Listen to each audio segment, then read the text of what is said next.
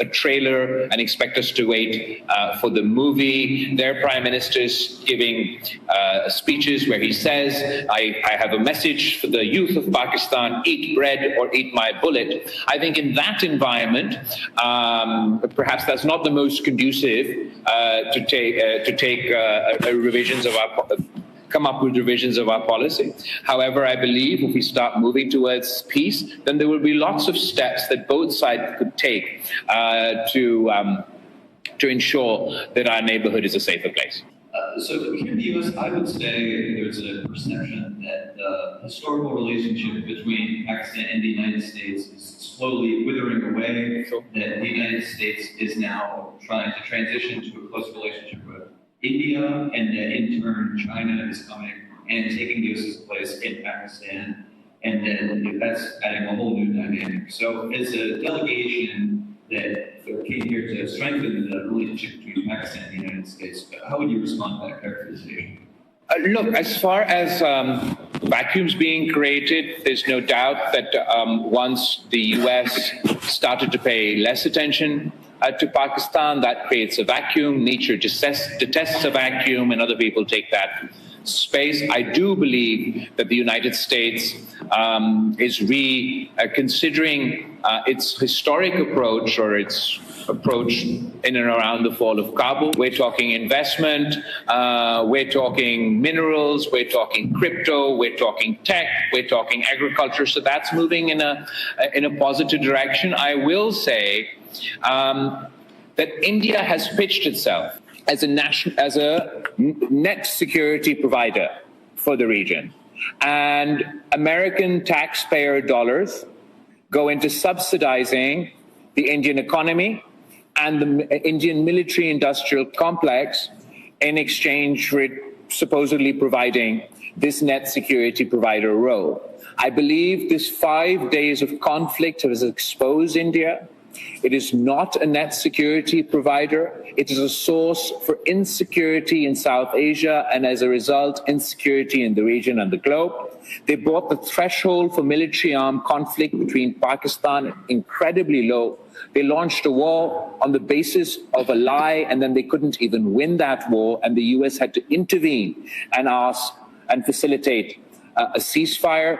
I believe the real net security provider, or the foundations for a real net security provider in South Asia, would be for peace to be established between India and Pakistan. That would provide the stability in the region that is so desperately required. If we're going to be in the zone where anywhere in India there's a terrorist attack, and that leads to a military conflict that could potentially lead to a nuclear conflict that could potentially draw in regional powers, global powers, other countries, that's an incredibly unstable situation. The trade talks that the US is having with India, the trade talks that the US is having to Pakistan, while there may be sort of big, beautiful trade deals in the pipeline, if we don't manage to come back to a semblance of stability, that'll be counterproductive for all of us. I was curious about something. There's been so much talk for so long about the threat of Islamist militancy. What do you think about Hindu extremism? And do you think that that is an issue that the West, the United States in particular, needs to pay more attention to? I don't associate terrorism with any religion, with any culture, with any country. I believe terrorism has no borders, has no religions, and must be condemned across the board. It is politically convenient for terrorists. Sometimes they use the mask of one religion or another religion. Sometimes they use the mask of nationalism or separatism or something else. At the end of the day, we all need to take a uniformly against non-state actors and terrorists. As far as extremism is as a topic, it's absolutely a bone of contention. It's a concern for us. We deal with extremisms of all forms, shapes, and sizes within Pakistan. Extremism in India is a new reality. And unfortunately, that Hindutva extremism that we're witnessing in India, that you can trace back to, however far back you want to. I often start with the Gujarat riots, but that's not actually sort of the source of this extremism. It's absolutely evident across Indian society. The word terrorism is used as a wolf whistle to demonize minorities, to demonize the Muslims in India, to demonize the Muslims in occupied Kashmir, and to demonize the Muslims in their neighborhood. I don't think that particularly, serves the purpose for the people of India. We've witnessed saffron terror in the past. Terrorist attacks that have taken place in India, from the Samjhauta Express to the Gujarat riots and so on, have never gone unpunished. In fact, it was Modi himself and his government who forgave the gang rapists from the Gujarat riots. The people who were charged in the Samjhauta Express attacks were set free. So it's clearly a problem for the Indian government to also deal with. What's even more concerning is that the source of this Hindutva extremism is the RSS. And the RSS is a branch of the political party that's in power in India, the BJP. So it's within that context that the decisions in India are being taken. It's within that context that their foreign policy decisions are being taken. And I think that is a challenge for all of us. But regardless of all of this, our effort is to convince everyone that instead of finger pointing, instead of blaming one another and sort of getting caught in these vicious cycles, we need to get to a point where we're working together to combat terrorism. And as I said earlier, if India has any complaints, we want to address them, and we have a long list of complaints that we'd like India to address. Trade, that's something the President himself brought up. There was a delegation last week. Is that something that has come up in your meeting with lawmakers and others, and what's sort of been the tone of that? And then secondly, on water and sort of India's threats to that, what do you see as a solution? What can you give for lawmakers here in the United States and at the United Nations, and what's been their response to that? Sure, thank you. As far as trade is concerned, that was the conversation we were having before this crisis. It's a conversation we're looking forward to having now as well. The Commerce Secretary of Pakistan will be leading a delegation here to the United States to talk trade with his counterparts. We're pretty optimistic about that. I think that sort of the way that these tariff decisions have been playing out for different countries have different contexts. For Pakistan, it's given us an opportunity because Pakistan and the United States don't spend that much time talking about trade. We talk about terror, we talk about Afghanistan, we talk about other things. That's what we've spent the last couple of decades of this relationship obsessing about. I think Mr. Trump's decision vis-a-vis these tariffs have forced us to have a comprehensive discussion about trade, and there's a lot of potential that I believe we can unlock as a result of that conversation. As far as water, as far as the Indus Water Treaty, everyone we have met, obviously at the United Nations, but even here in Washington, D.C., we're all unanimous in condemning this decision. Everybody is expressing to various degrees how they don't want this precedent to be set. I'm sure in their conversations with the Indian government and their representatives, this issue will be raised. I don't think that this is a position that the Indian government is going to be able to sustain for very long. It is not the moral high ground, it is the lowest of the low ground to try and maintain this position that you're going to cut off Pakistan's water. I do hope that the international community, above and beyond geopolitics or any kind of partisan politics, will speak in one voice in condemning this decision. Just want to follow on the Indus Water Treaty. In your meetings with your American counterparts, did you give them a request? Did you request them to help you negotiate with India to help you solve this problem? This is first. Secondly, you did talk about your earlier presentation that India has not been. So as far as the water issue is concerned, and as far as discussions with the United States is concerned, we haven't asked for mediation on any of our issues.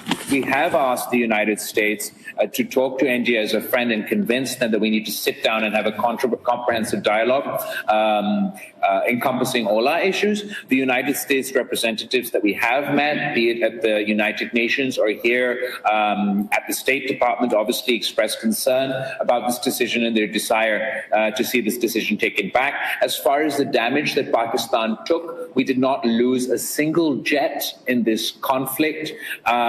We took down 6 Indian planes, but we had 20 Indian planes in our locked at the night of the initial attack. Because our armed forces showed restraint, they only targeted those planes that emptied their load on Pakistan and hit our civilian infrastructure and our civilians on that first night. As far as the damage as a result of the drones that fell within Pakistani territory, the missiles that were fired in Pakistan, the Pakistani government and the Pakistani armed forces have released a comprehensive report on that with pictures, with information, with everything. I'm happy to ask someone to share that with you. Thank you. In the current paper, to the Energy Minister for the economy, where is there scope for cooperation with Pakistan? So I think the largest investment in Pakistan in the way of critical minerals is by North America. It is a Canadian company which is invested in Pakistan, and the financial closure is coming with the support of European Exim Banks and the US Exim Banks. It's all in process, but I think if you're thinking about the electrification revolution, you know that there can't be any electrification revolution without any carbon. And if you're thinking about going green, then you know that there can't be any green if there are no batteries, and there can't be any batteries if there's no lithium and some bunch of other critical minerals and metals. And Pakistan is very rich. Pakistan is open for business. We have a large number of North American companies that are coming to Pakistan. They're most welcome. And as I mentioned earlier, even as the energy minister previously, we've had some discussions about green hydrogen and green ammonia as well, but obviously that requires a large bunch of subsidy. So those were ongoing conversations, but this conversation about critical minerals and critical metals is real, it's happening. And as I mentioned earlier, the largest investor in Pakistan in the area of mining and critical minerals is North America. If you could share a little bit more about the tangibles in your meetings with the US officials here, it does seem as though there's a sense of heightened opportunity at this time as opposed to during the Biden era when it felt like Pakistan was somewhat shut out. As far as the Biden administration is concerned, at the tail end, I was foreign minister of Pakistan, and I certainly didn't feel shut out from the Biden administration. I believe Pakistan made important progress during those days. Obviously, there was a different context. This crisis has afforded another opportunity for us to talk peace, particularly given the role that the United States president has played. We're definitely leaning in on that. As far as Pakistan being on this list, I think given the progress that Pakistan has made by and large combating terror, the cooperation we have in the CT domain with the United States. I mean, if you recall, when the US president made his first speech, the second time round he became president, the joint sessions of Congress, there was one country that he thanked for their cooperation on CT, and it was Pakistan. So I think whatever metric they were using, and FATF, we went through a long, arduous process along with the United States and other countries. Again, when I was foreign minister, this process concluded, and Pakistan went from being on the grey list to on the white list. So I think whatever metric they're using to make these decisions. A quick follow-up: was it not part of the discussions with the Americans? No conversation on Imran Khan at state or any government level. I would, if I may, I would simply like to add that I think President Trump is not getting celebrated enough for the role that he's played in establishing peace. I think he should be recognized. I think he's played a critical role. I think what we call the ladder of escalation between two nuclear states is not a ladder. one wrong step, and it won't be a ladder of escalation. It could be an abyss. And I think there was a great intervention that the US President did. And I think he's not getting recognized enough for that. And he should be, both internationally as well as in the United States. He's playing the same role in terms of Russia and Ukraine. He's playing similar role trying to settle the crisis, the humanitarian crisis and the war crisis between Israel and Palestine. Hi, my name is Musla and I'm with Fox News Channel. I just wanted to ask a question about Afghanistan and threats emanating from there. Did that come up in any of your conversations with the U.S.? Okay, thank you. That's a very good question. I think you've really hit the nail on the head. So far, a lot of the discussions, even a lot of the issues that India brings up and everything, are revolving around the consequences of post-Afghan 1. And all the terrorist groups, whether they're the Taliban, whether they're Al-Qaeda, whether they're LEJ, whether they're LAT, all one way and the other are the sort of baggage from that original crisis. And we're still facing the consequences of that war.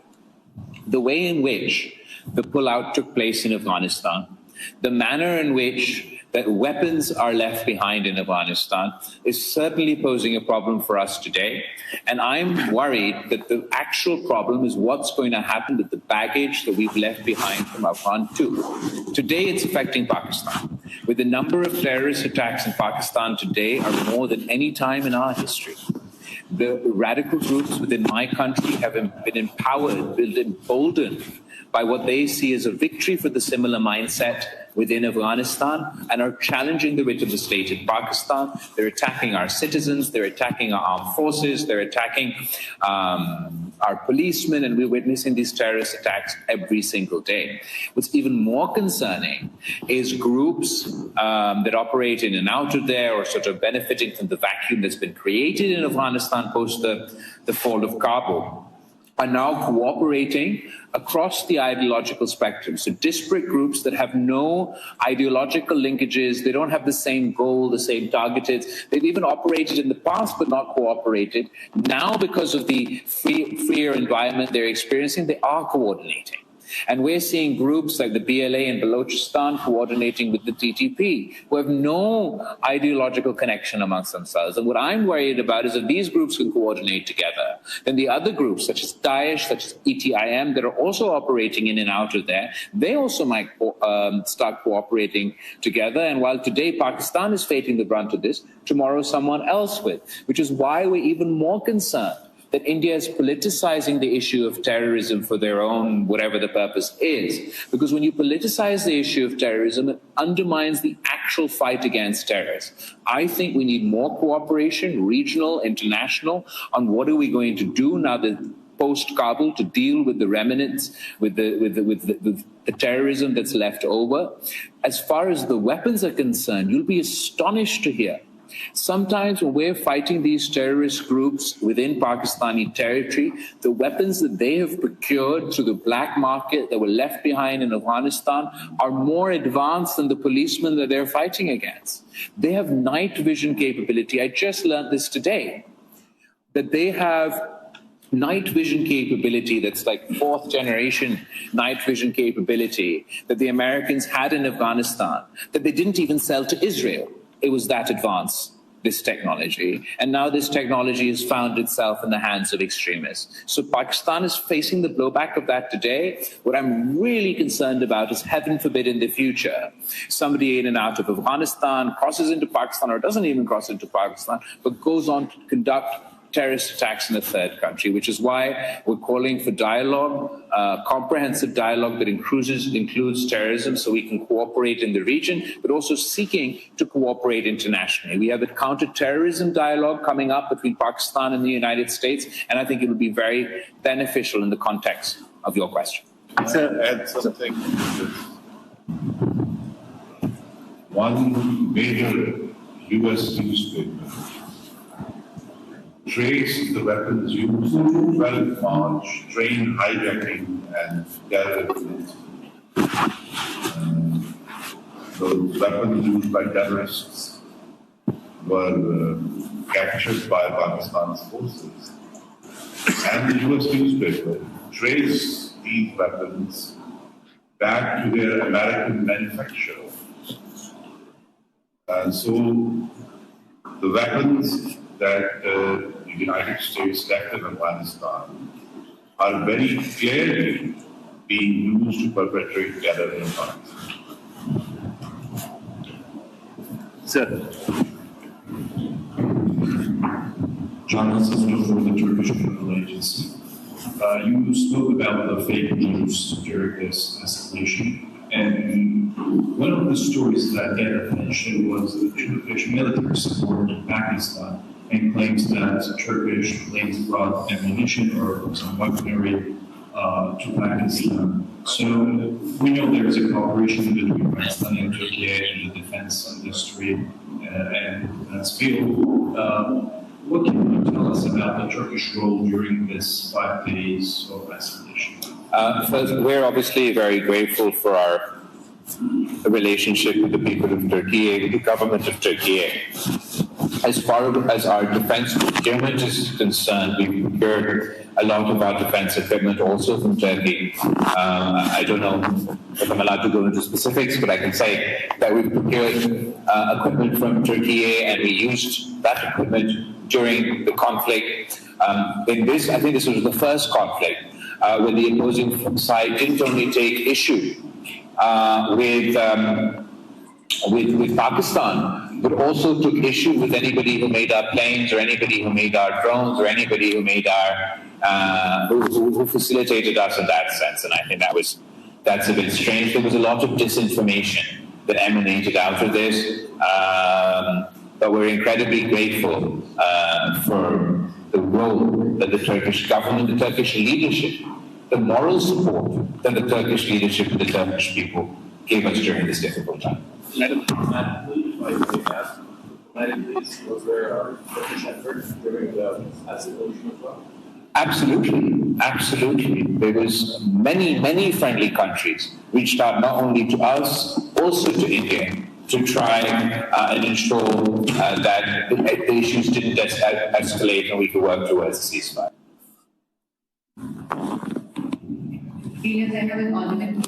One thing the Indian delegation has been telling the media here is that they're not interested in any talks with Pakistan because the Pakistani civilian leadership does not really hold any real power, and it's the military that. Thank you. First of all, that's not what they're saying. They're saying no to everything. When the terrorist attack first took place, the Pakistani government, the Pakistani Prime Minister said, let there be an international impartial investigation into the terrorist attack. They said no. Donald Trump says, let there be mediation between India and Pakistan. They say no. We say, let there be dialogue between Pakistan and India. They say no. They have said whether the dialogue, they haven't pointed out to us that if the dialogue is with the civilians or military, they've just said no across the board to dialogue with Pakistan. The military leadership and the political leadership are all on the same page within the Pakistani context. We're united against terrorism, and we believe it is in the interest of our region to establish peace with India. It is India who's been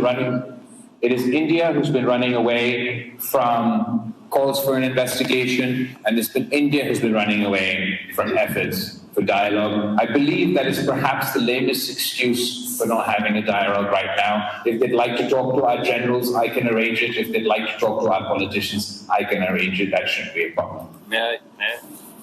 It's quite ironic because the only communication that is taking place is with the army. Isn't it ironic? What a question. Think about it. The only communication that is taking place right now is between DGMOs. So military is talking to military, and here they come to Washington, D.C. and say, we are not going to talk to you because we don't want to talk to the military, my friends. Military is the only agent that you're talking to. But only in the context of the ceasefire. Above and beyond the ceasefire, there's no communication. No communication either with the military or with the civilians. But on the ceasefire front or the de-escalation front, the point of contact was DGM.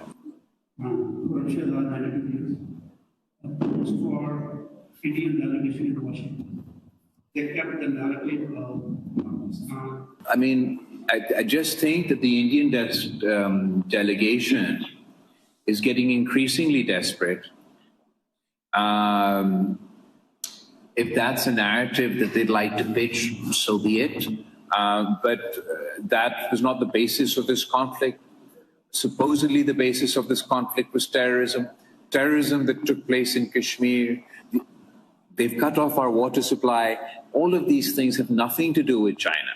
They might think that, I think that this sort of image that they've been trying to, this image about themselves that they've been pitching here in the United States, that we're going to be the net security provider, that subsidize our economy, subsidize our military-industrial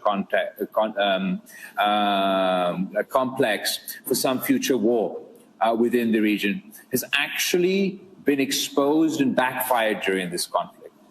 That a country that's supposed to be the net security provider for the region could not provide net security to their own people, could not provide net security to the occupied people in Kashmir, could not provide net security to their airplanes. So I believe the true path forward is for India and Pakistan to engage in a dialogue, to establish peace. Whatever excuse you want to make, sometimes it's this civil military excuse, sometimes it's this geopolitical excuse, sometimes it's this, oh, all Muslims are terrorist excuse, so we're not going to talk to Pakistan. It's getting, I mean, you can't be two nuclear armed neighbors with a conflict threshold so low and absolutely no dispute resolution mechanism. They don't accept the United Nations, they don't accept international law, they don't accept United Nations Security Council resolutions, they don't want mediation from the United States, and they don't want to talk directly with Pakistan. So would it make rational sense to any country anywhere that to have no dispute mechanism, no way to resolve the dispute other than to go immediately to war? I think that entire proposition makes India less secure, makes Pakistan less secure, makes the whole region less secure, and it's in all our interests to convince India to undo the decision that doesn't serve their purposes and come to the table and talk peace. May I add one thing? So this Chinese question is very interesting. I feel that it's quite. I mean, it's interesting because the second largest importer of Russian crude is India. What does that make India? And the shield that they have put, that they call S-400, is a Russian shield. It's Russian equipment. What does that make India? And the drones that they used were Israeli. So what does that make India? And the planes that they flew were French. So what does that make India? Isn't it crazy that we use some equipment because our access to arms is limited? We like to diversify our armament, our arsenal. We reach out to the world to diversify our arsenal. And if we don't get anything from anywhere, we get the best equipment that we can. But no one says that this is a Russian bloc because of S-400 or because of the import of troops. No one says it's the Israeli bloc. No one says it's the French bloc. Look, this is between India and Pakistan. We have equipment that we buy from all over the world. That doesn't define any bloc. Good evening, Mr.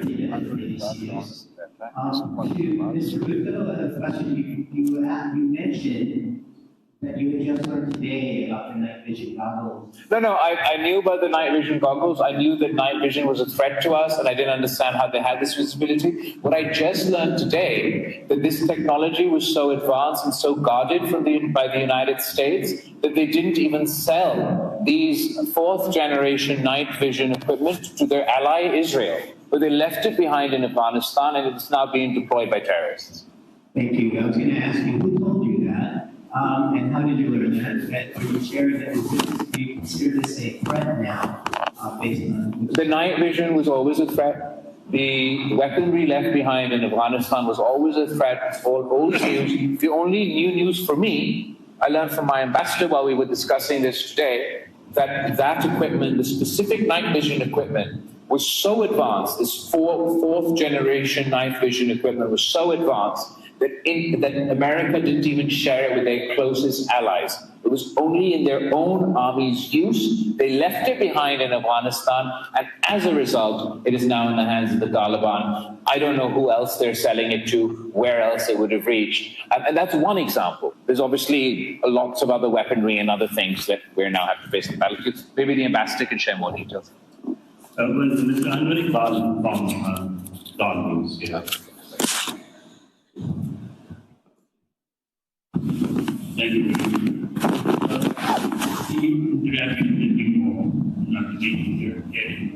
Thank you.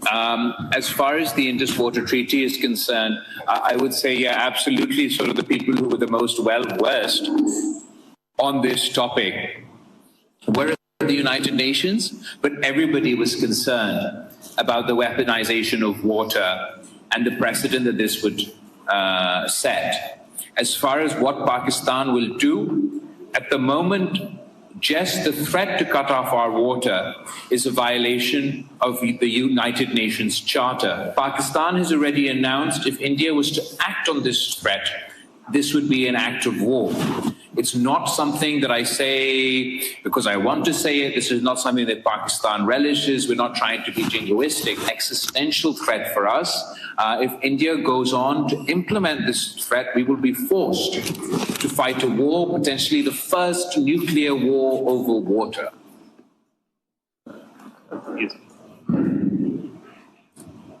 Thank you, Olivia Ronda, Breitbart News. India has reportedly declined that Trump brokered any sort of ceasefire or deal, while Russia, Vladimir Putin's top aide, actually acknowledged that Trump did play a major role in that deal. Do you have a reaction to that, or a reason why India would deny that Trump played a role? It's just getting embarrassing at this point. The entire world saw the events play out. We know the Secretary of State made phone calls to our side, made phone calls to their side. They made promises to both sides. The entire world's intelligence community knows, the media knows, everybody else in the room were part of that conversation. We're all saying the same thing, even the Indian government's initial reaction. If you go back to the first night when they also from their side, after Trump's announcement and after Pakistan's announcement, announced, I think it was at the foreign secretary level, their ceasefire. Even in that context, they said that this is a ceasefire. It's only after that they've started to play back that, oh, this is not a ceasefire, it's a pause. Oh, the Americans have nothing to do with this. I don't know why they want to rob President Trump and the United States of this victory, the role that they play. As the senator said, I believe that the United States should be celebrated. Look, all of us across the world are guilty of criticizing the United States foreign policy when we believe something is worth criticizing. But in this context, they've done a good thing. Look, the President of the United States and the Secretary of State of the United States serve the people of the United States, not the people of India or the people of Pakistan. But for 5 days, they were up all night trying to resolve this crisis. The least you could do is a common decency, is to appreciate and acknowledge what they've done. What I'm more concerned about is that because the Indian government is worried that they're the first government that is lost an armed conflict with Pakistan. They're worried about the political blowback domestically. So in their attempts to sort of run away from just the commitment about this ceasefire, they will try to sabotage President Trump's broader vision for peace in the region as articulated by the Secretary of State, that there would be a dialogue in a neutral territory to discuss all friction points. So our effort is to continue to engage all partners, to convince India that whatever you call it whatever you like, but let's start the peace process. Yeah, that's fine. If I may, a couple of Idris Gluten with The Economist. I want to ask you, as America changes its foreign policy towards an America First direction. So, to start with, I would say the suggestion that this is a change in policy to think America first. I think all governments have a responsibility to think about the people who elected them first. And perhaps President Trump is more honest about it. But every government that has ever existed in the United States has always thought America first. And every government across the world's primary responsibility is to their people. Having said that, there is a lot that the United States and Pakistan can do together. There's a lot of potential that we have not explored, either because we've been too busy talking about terrorism or the conversation has moved on and people are paying attention. Within that context, there's the mineral component that our senator mentioned. Pakistan is going into crypto and tech in a big way. I believe that there's work we can do together in the agriculture sector to help address the food insecurity issues in the world with cooperation in modern technology and other things that we could get from the United States. So there's many domains in which, particularly on the economic front, we can explore more potential between one another. Saying America first, I believe that every government thinks about their country first and makes decisions in light of that. Question for Minister Malik. During the heat wave last month in May, schools were shut and students had to be forced to stay at home. It's enormous. I can throw a number at you in terms of 478 billion or 903 billion, but suffice to say it's enormous and not something that Pakistan can sustain. It's very clear if you look at the heat map, you would not find Pakistan in the way of its carbon footprint because we have none. We have none. This year, our commitment for carbon emissions was about 1,000 million tons of carbon dioxide equivalent, and we emitted 600 million tons of carbon dioxide equivalent. So we were 40% lower than the commitments that we made, which means the carbon dioxide burden that the world allowed us, we beat it by 40%. And still we are the third or the first or the second most vulnerable country in the world. But our strategy is changing. Our strategy, rather than just talking about vulnerability, is to talk about the green clusters. We already had a Shark Tank kind of a review, a little theater before coming here. So we are inviting all of our starry-eyed young men and women who are coming out of universities and colleges from the US universities with new green ideas, new climate ideas, sustainable ideas, commercially viable ideas. We're going to put them together, and in 1 year we would have the first footprint for our green cluster, which would be exportable to the rest of the world. Our demand function, because of what you're saying, the damages and because of what it can do to the people of Pakistan, is so enormous. The demand function is so taxing that we have a great opportunity of building up a new green cluster, and the Prime Minister of Pakistan is committed to it. He's given me this charge, and within a year we'll have the formations of these new businesses which are completely green and completely resilient and completely adaptation. Hello everybody, my name is Bilawal. I'm from 70s, 40s of the UK. I was with Mr. Bilawal, His Excellency. If you can comment about only the Chinese.